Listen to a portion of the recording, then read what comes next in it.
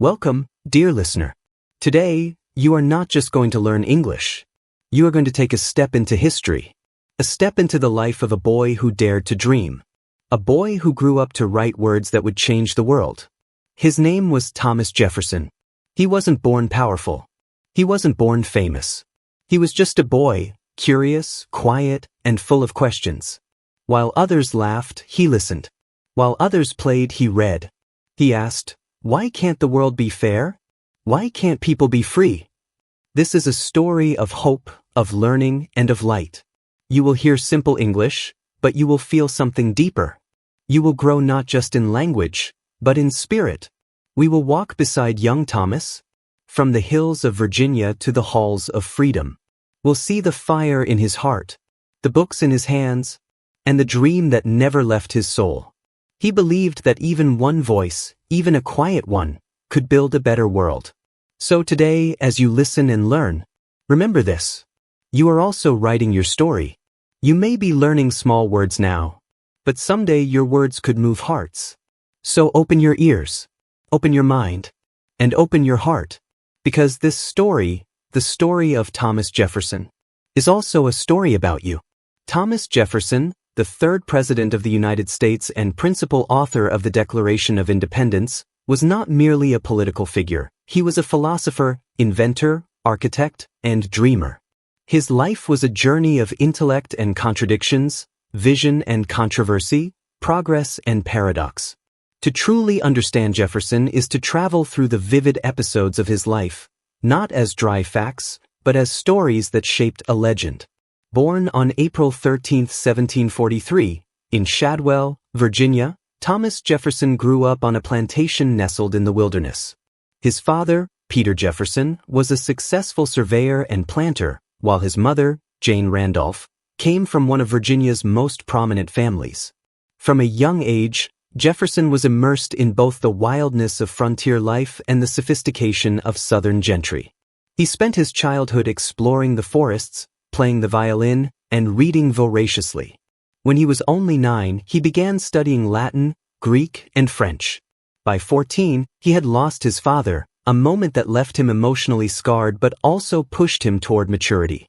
His inheritance ensured financial stability, but the responsibility to rise above the expectations of his family weighed heavily on his young shoulders. At 17, Jefferson entered the College of William and Mary in Williamsburg. There, he was exposed to Enlightenment ideas that would later define his political philosophy. He was mentored by George Wythe, one of the leading legal minds of the time, and quickly became known for his sharp intellect. But Jefferson wasn't just a brilliant student, he was obsessed with knowledge. He would study for 15 hours a day, then practice the violin for another 3. Friends described him as reserved but polite, idealistic but grounded. His time in Williamsburg shaped him into a thinker who believed in reason, liberty, and the potential of humanity. Jefferson entered politics at a young age, but he was no fiery orator. He preferred writing over speaking, a trait that would define his role in the American Revolution. By 1775, as tensions between Britain and the colonies reached a boiling point, Jefferson was chosen as part of the Second Continental Congress.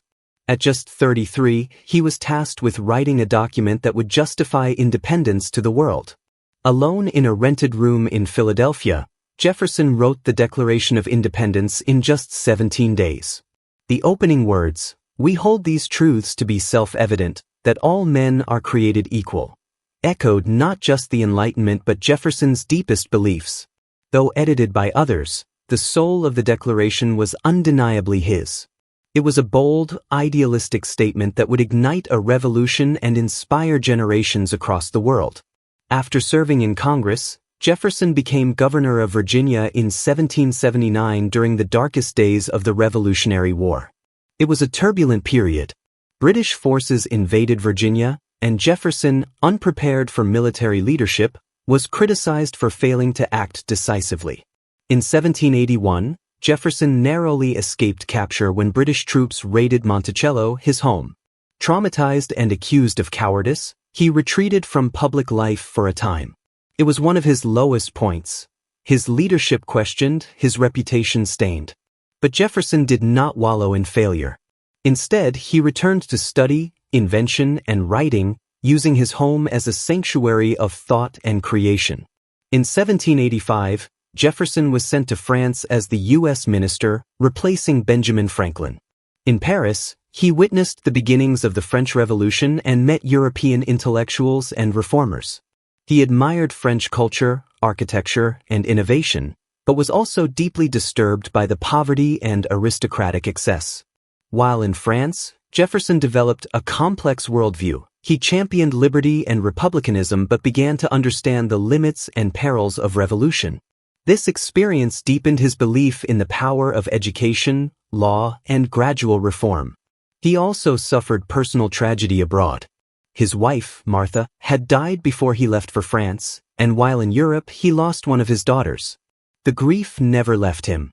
His letters from this period are full of philosophical reflection and emotional depth. Returning to America in 1789, Jefferson became Secretary of State under President George Washington. There, he found himself in fierce opposition to Alexander Hamilton, the Treasury Secretary. Hamilton believed in a strong federal government and close ties with Britain. Jefferson believed in agrarian democracy, states' rights, and support for France. Their rivalry gave birth to the first political parties, Jefferson's Democratic Republicans versus Hamilton's Federalists. Though Jefferson often shunned political conflict, he emerged as the spiritual leader of a movement that advocated for the common man and limited government. In 1800, Jefferson was elected president in what became known as the Revolution of 1800, the first peaceful transfer of power between political parties in U.S. history. Jefferson walked to his inauguration instead of riding a carriage, signaling a more humble, democratic style of leadership. His presidency was defined by two major achievements. The Louisiana Purchase, 1803.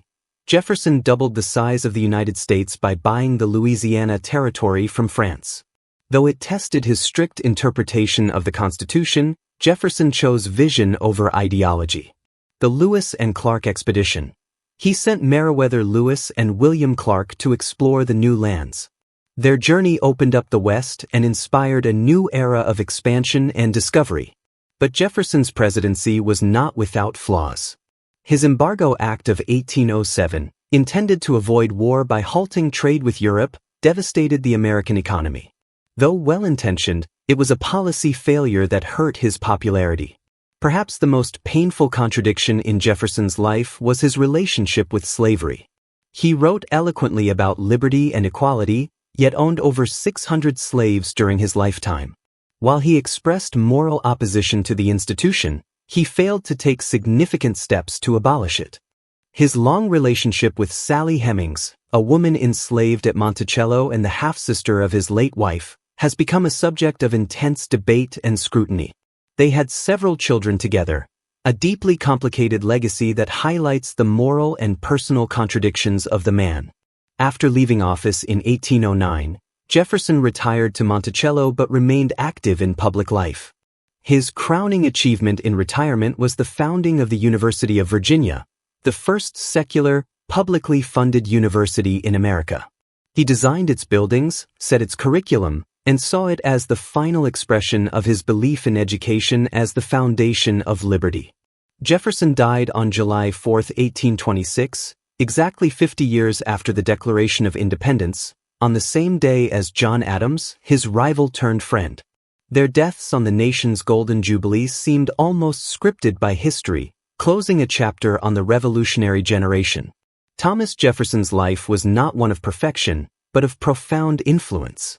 He was a man of the Enlightenment who helped birth a republic, a slave owner who wrote about freedom, a president who expanded the nation and promoted education.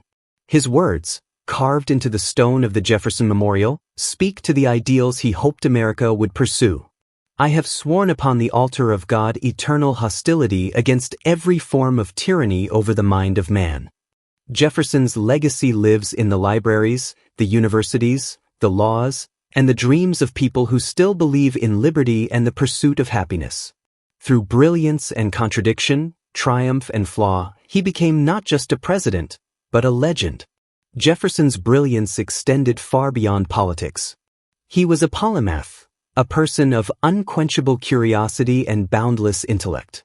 Fluent in multiple languages, he collected books obsessively and later donated much of his personal library to the Library of Congress after the British burned Washington in 1814. He believed no one could be truly free without knowledge. This belief led him to champion public education, invent tools for agricultural improvement, and design architecture that merged beauty with Enlightenment ideals.